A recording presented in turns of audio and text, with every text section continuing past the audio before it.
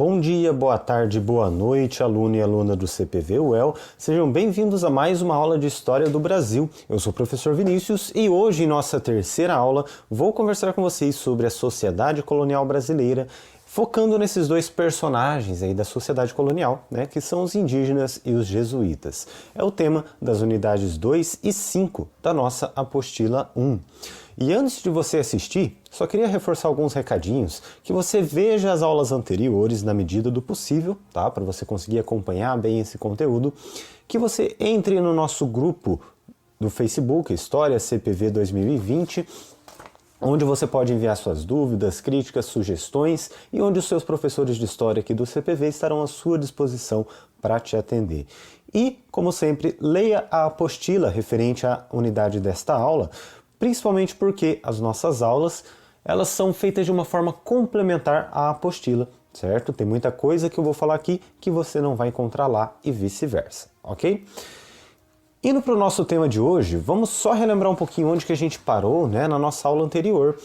Eu falei com vocês sobre a origem dos povos indígenas, as teorias sobre como que esses povos chegaram à América, quais são esses grupos, quais são os troncos linguísticos desses povos. Falei também sobre os navegadores portugueses, como que começou esse contexto histórico aí das grandes navegações e as disputas que aconteciam ali entre Portugal e Espanha, além das próprias condições de viagem, que esses navegadores vivenciavam durante a sua travessia, as hierarquias que existiam, as condições difíceis que eles enfrentavam. Também falei sobre como que aconteceu o encontro entre os indígenas e os navegadores, quais foram as primeiras impressões entre esses dois grupos tão distintos entre si.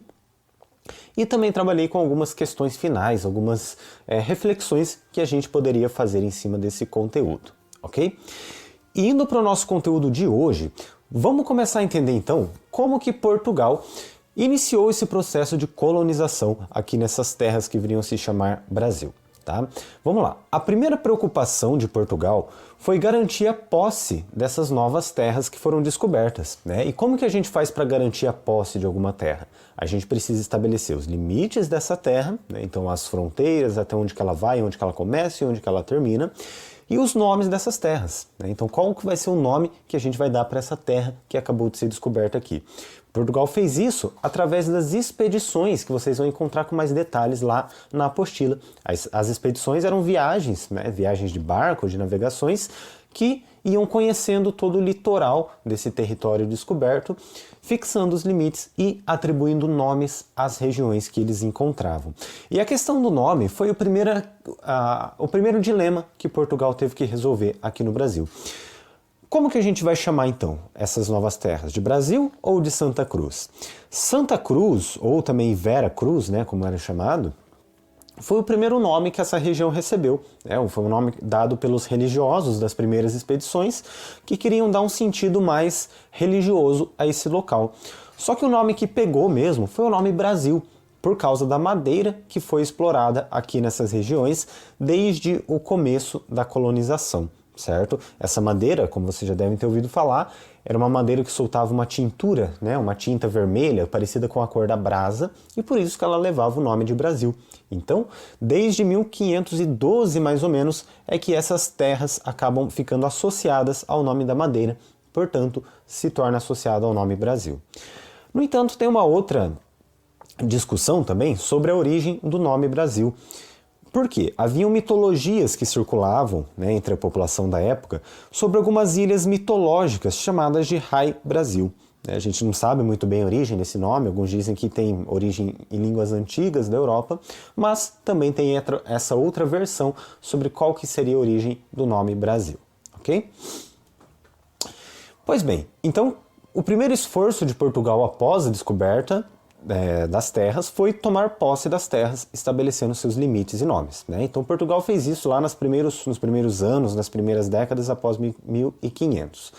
No entanto, após 1530, a França e os Países Baixos, e aqui não tem nenhuma piadinha, Países Baixos realmente é a região lá, onde fica a Holanda e alguns outros países menores, eles entram na disputa por essas terras que foram descobertas aqui na América. Eles também desenvolveram suas técnicas de navegação e começam a entrar na disputa por essas terras recém-descobertas aqui. E a gente vai ver um pouquinho mais para frente os resultados dessa entrada desses dois países na disputa. Aqui, só para mostrar um mapa, né, um dos primeiros mapas dos navegadores portugueses, mostrando o litoral do Brasil. A gente pode ver que é um desenho bem diferente do que a gente conhece hoje, né? E o que a gente percebe aqui no canto, né, desse mapa são vários escritos, né, letrinhas pequenas, que são os nomes dos rios e dos lugares que esses navegadores, esses exploradores chegaram e deram um nome, né, para tomar posse. E aqui a gente vê também os desenhos das visões que eles tinham sobre essa terra. Então, uma terra cheia de indígenas, cheia de animais exóticos e com muito pau-brasil, certo? Que era essa árvore que foi inicialmente explorada pelos portugueses. Bom, dando continuidade então a esse esforço de colonização, né, de tomar posse das terras, Portugal se viu que a França e os Países Baixos entraram na disputa também e resolveu, bom, chegou a hora da gente colonizar efetivamente essas terras e não ficar só na exploração e na troca de mercadorias por pau-brasil.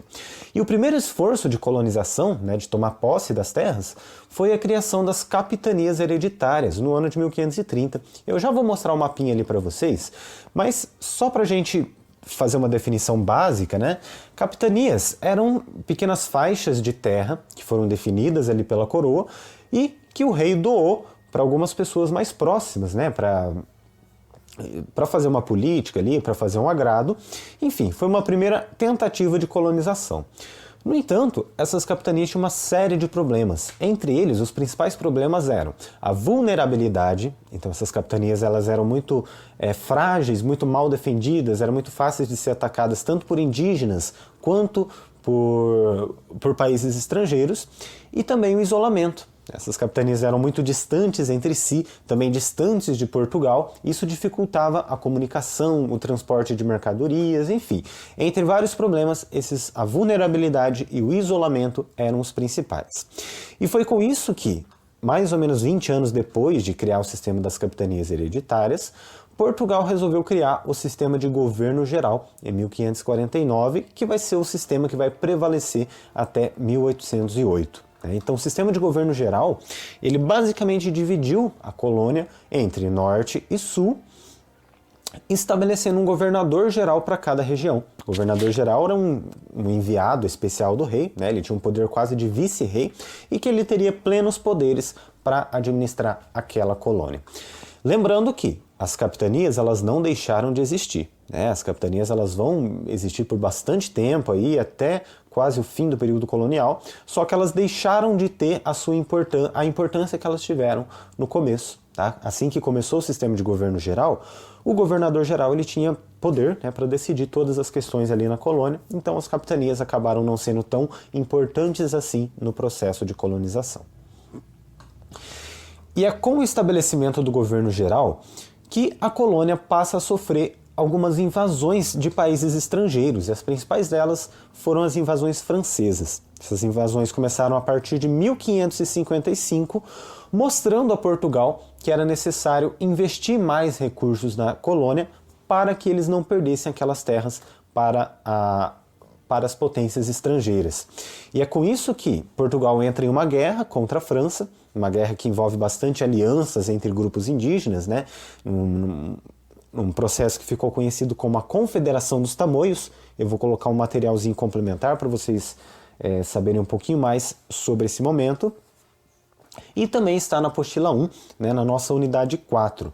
Mas, basicamente, o que vale a gente entender aqui é que, nesse primeiro século de colonização, Portugal viu que precisava tomar alguma atitude com relação àquelas terras para não perdê-las tanto para os indígenas quanto para os franceses. E aqui um mapinha mostrando para vocês as capitanias hereditárias, né? Então podem ver que eram várias linhas de terra de diferentes tamanhos que cortavam o território da colônia de oeste a leste, né? E essas capitanias elas foram doadas a cada uma delas a uma pessoa próxima do rei. né? No entanto, vale a gente lembrar, por conta de todos aqueles problemas que eu falei para vocês, que as capitanias enfrentavam, apenas 2 delas foram bem-sucedidas. A capitania de Pernambuco, doada ao Duarte Coelho, e a capitania de São Vicente, né? Essas 2 pequenininhas aqui, ó, que foram doadas ao Martim Afonso. Foram apenas esses 2 donatários que realmente quiseram vir para o Brasil e investir nessas capitanias e fazer alguma atividade produtiva ali. Todos os outros, a maioria delas, nem mesmo o donatário quis vir conhecer a terra. Um outro aspecto dessa colonização de Portugal foi o extermínio indígena, tá?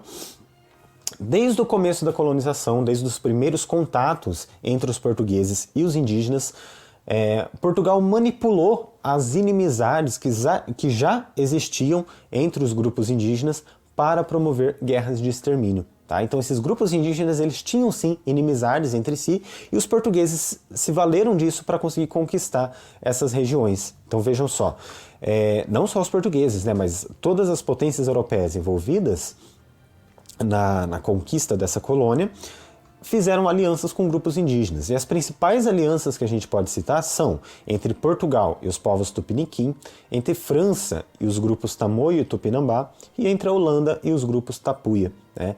Então, por essas 3 potências europeias estarem disputando as terras na colônia, eles se aliaram com tribos indígenas inimigas entre si e fomentaram, né, promoveram a guerra entre essas tribos. Então, ao mesmo tempo em que os indígenas eram exterminados, essas potências começaram a ganhar espaço dentro do território brasileiro. E, para isso, eles usavam a justificativa da Guerra Santa. O que eles diziam? Que os indígenas, por não serem cristãos, né, por não seguirem os preceitos do cristianismo, eles deveriam ser cristianizados, se não de uma forma pacífica, deveriam ser cristianizados à força, né? Porque o que justificava qualquer medida, qualquer atitude de violência era a expansão do cristianismo. Então essa era a justificativa de Guerra Santa que era dada por essas colônias europeias. Um outro ponto que levou ao extermínio de vários grupos indígenas eram as mortes epidêmicas, né? As mortes causadas por doenças que eram trazidas da Europa, que não existiam na América e que, portanto, os indígenas não tinham anticorpos para combater essas doenças. Entre a lista de doenças que a gente pode citar, as mais mortais para os indígenas foram a varíola, o sarampo, coqueluche, catapora, diftéria, tifo e gripe. Tá? Até mesmo uma gripe que os indígenas não tinham defesas poderia levar à morte de vários membros da sua população. E, finalmente, o terceiro aspecto que levou ao extermínio dos povos indígenas aqui na colônia foi a escravização e a exploração da mão de obra. Então, desde o começo da colonização, os indígenas foram sim utilizados extensamente como escravos e tiveram sua força de trabalho intensamente explorada pelos colonizadores. Então, é para mostrar para vocês que esse aspecto da colonização de Portugal, muito além de simplesmente ocupar a terra e encontrar alguma forma de administrar, ela também envolveu um processo muito grave de extermínio dos povos nativos que habitavam originalmente essa região, ok? E aqui só para a gente ter uma ideia do quanto que foi grave, né, esse processo de extermínio, depois vocês podem ver com mais calma esse gráfico, eu vou deixar lá nos materiais complementares, mas aqui fica muito aparente o declínio da população indígena em apenas 70 anos de colonização, né? Eles foram de uma população estimada entre 2 a 3 milhões, né? Porque aqui é a população do litoral, a população do interior. Então, de 3 milhões, eles passaram para, não sei, menos de 500 mil, aqui a gente pode dizer. Dá para dizer mais ou menos uns 200 mil indígenas, isso em 70 anos, né? Então, para a gente ver que realmente foi uma perda populacional muito grave, muito grande, que eles enfrentaram naquele momento. Pois bem, e como que os europeus, então, eles enxergavam os indígenas, né? É importante a gente pensar nisso para entender por que os europeus chegaram ao ponto, né, de cometer essas barbaridades contra os indígenas. Bom, os viajantes seiscentistas, né, ou seja, aqueles que viajaram durante o século XVI, os anos 1600, 1500, viam o Brasil tanto como um paraíso quanto como uma terra hostil, né? Dependia da visão que aquele viajante ali tinha sobre o Brasil. Mas o que a gente pode dizer com certeza era que todos esses viajantes tinham uma visão positiva sobre a natureza do Brasil, então sobre as belezas naturais, sobre as florestas, as terras, mas uma visão negativa sobre os indígenas. Então, é uma visão que a gente costuma ter até hoje, né? A gente elogia muito a nossa natureza, as belezas naturais, mas o nosso povo, a nossa gente, acaba tendo um sentido muito negativo para nós. E era essa visão que esses viajantes europeus tiveram sobre as terras do Brasil.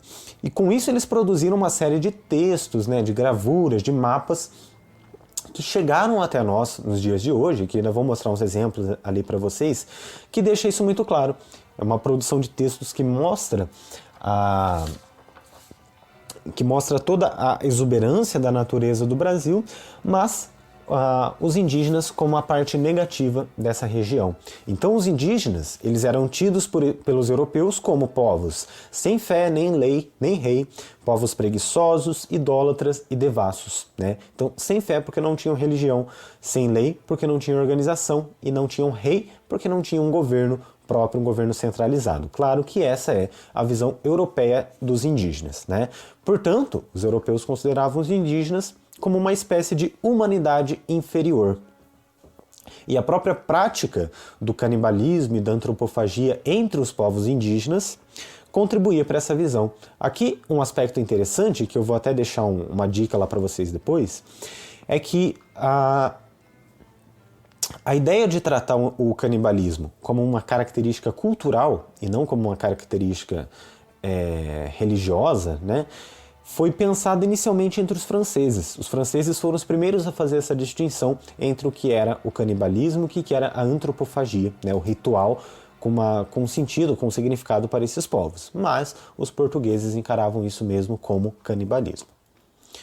Por isso eles também produziram uma série de relatos e gravuras sobre essas práticas que eu vou mostrar aqui para vocês agora. Isso daqui são algumas gravuras produzidas na época, né? E uma coisa interessante da gente perceber, esses povos que estão sendo retratados aqui são povos indígenas, tá?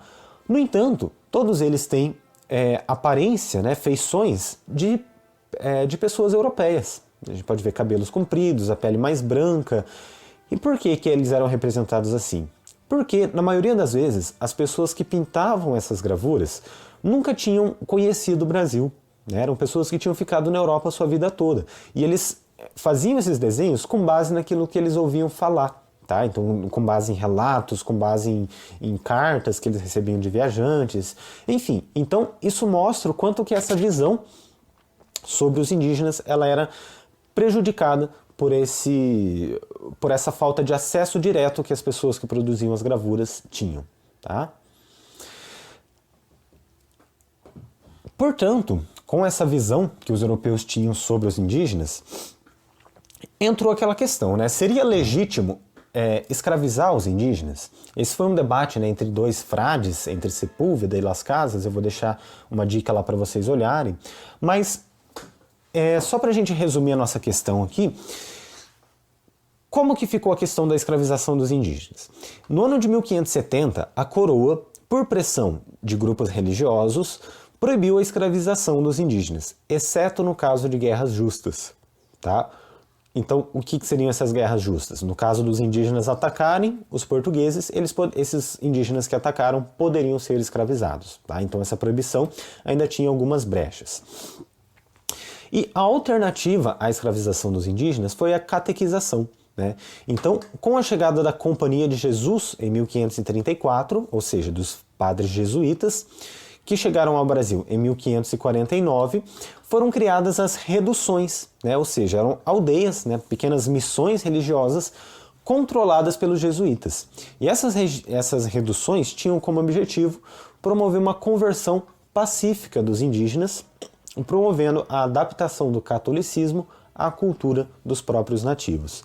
No entanto, apesar da proposta aparentemente pacífica dessas reduções, elas também estavam cheias de problemas, né? Principalmente a aculturação, então elas faziam os indígenas perderem as suas culturas originais, né? E também elas facilitavam a proliferação de doenças entre os povos indígenas. E além disso, essas aldeias elas entravam em conflitos constantes com os colonos, com aqueles que queriam escravizar os indígenas, tá? E o poder dos jesuítas foi atuante por praticamente todo o período colonial, e eles atuaram com tão próximos, né, com tanta força dentro da colônia, que esse aumento do poder dos jesuítas chegou a preocupar a coroa portuguesa. Eles acabaram sendo expulsos de Portugal em 1759 e tiveram a sua ordem dissolvida em 1773, só voltando a atuar algumas décadas depois desse período. Aqui só para a gente ver algumas imagens, então, né? Esse daqui é o padre Manuel da Nóbrega, um dos primeiros jesuítas a chegarem no Brasil, uma representação dele convertendo os indígenas, né? Aqui também uma série de representações da conversão dos indígenas. E aqui um exemplo, né, de como que funcionava uma missão, uma redução jesuítica. Sempre uma praça no centro, né, várias casas ao seu redor, tudo muito bem organizado, colégio, oficinas, lugares para fazer cultivo e criação de animais e uma igreja ocupando o centro de todo o cenário. Tá? Claro que essa era uma missão jesuíta muito bem organizada, muito bem desenvolvida. Né? Na maioria das vezes, as reduções jesuítas no Brasil eram bem mais precárias do que está sendo mostrado aqui nessa imagem. E aqui só para a gente ver onde que essas reduções, essas missões se concentraram. Né? A maioria delas, então, se concentra aqui ao redor do rio Amazonas, na região norte, e algumas também na região sul. E sobre a questão indígena, então, qual que era a visão dos nativos? A gente falou bastante da visão dos europeus, né? A maioria deles tinha uma visão negativa sobre os indígenas, só que alguns propunham a escravização e outros propunham a catequização. No entanto, qual que era a visão dos próprios povos indígenas sobre a sua forma de organização? Vamos lá, a cosmologia dos indígenas, ou seja, a forma como eles entendiam o mundo, né? Uma coisa que a gente nem pode chamar tanto de religião, porque religião é mais um conceito europeu. Então a forma como os indígenas se relacionavam com a sua parte espiritual considerava que ser humano é uma questão de ponto de vista, né? Então, para eles, os animais e os elementos da natureza também eram humanos. Só que as pessoas consideravam os animais e os elementos da natureza como não humanos porque eles não conseguiam se comunicar com eles. Tá? Mas na ideia dos indígenas, todos os animais e todos os elementos da natureza possuíam alma, possuíam consciência e capacidade de comunicar entre si. Tá? Então, nessa cosmologia indígena, então, era muito conectada com os animais e com os elementos da natureza. Tinha um líder político, social e espiritual, né, que era o xamã, também chamado de pajé, em alguns, dependendo da visão, né, que era uma pessoa que podia transitar entre os mundos humanos e não humanos. Então, uma pessoa que era capaz de se comunicar com os elementos da natureza e com os animais também. Desde o início da colonização, então, os indígenas são violentados, são escravizados pelos colonizadores. E só para a gente ter uma ideia, no ano de 1548 haviam aproximadamente 3.000 indígenas escravizados só no litoral brasileiro.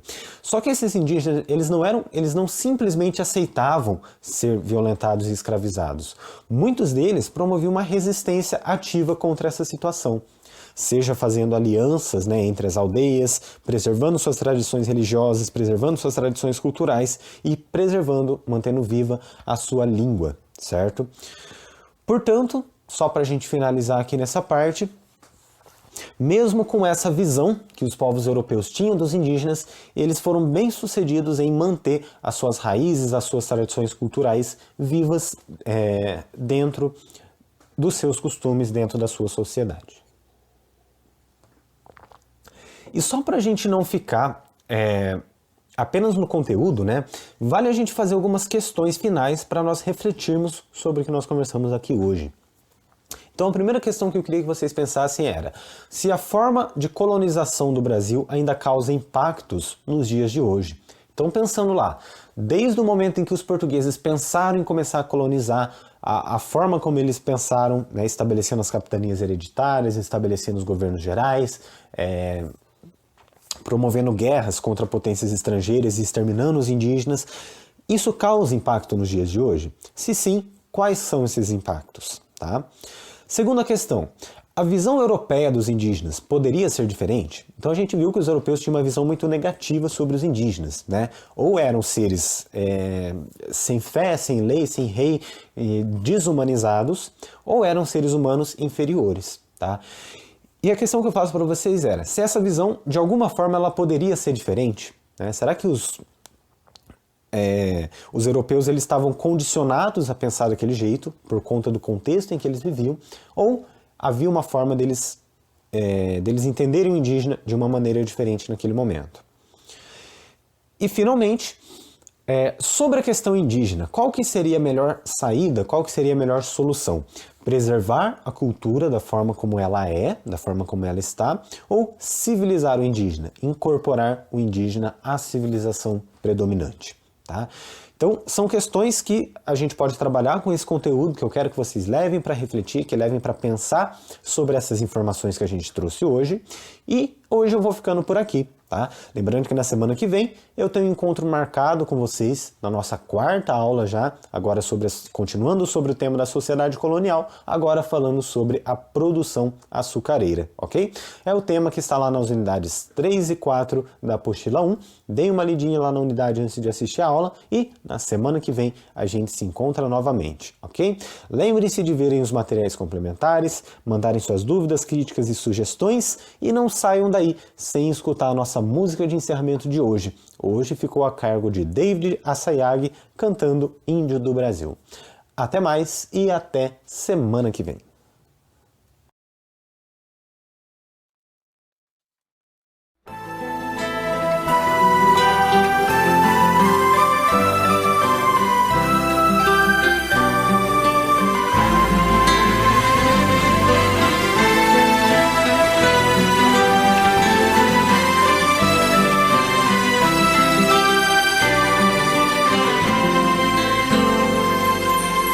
Sou Igara dessas águas, sou a seiva dessas matas e o ruflar das asas de um beija-flor.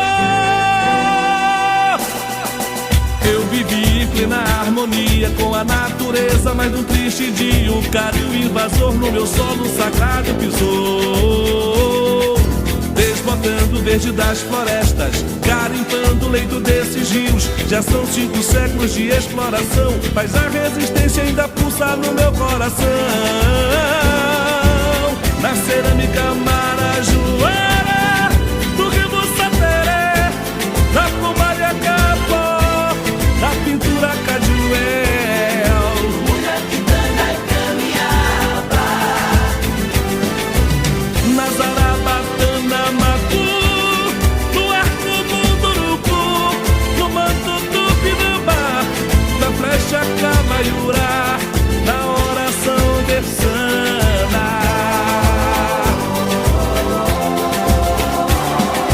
Canta índio do Brasil, canta índio do Brasil,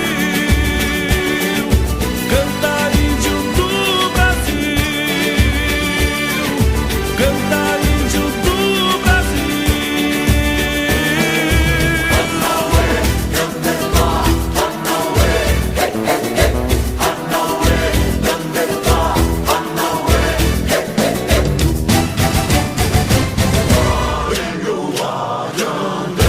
Eu vivi em plena harmonia com a natureza, mas num triste dia o cara e o invasor no meu solo sagrado pisou, desbotando o verde das florestas, garimpando o leito desses rios. Já são 5 séculos de exploração, mas a resistência ainda pulsa no meu coração. Na cerâmica marajoara, no rio Sateré, na pomalha capó, na pintura cajuel, Muirapitanga e Camiaba, na zarabatana macu, no arco munduruku, no manto tupinambá, na flecha camaiurá, na oração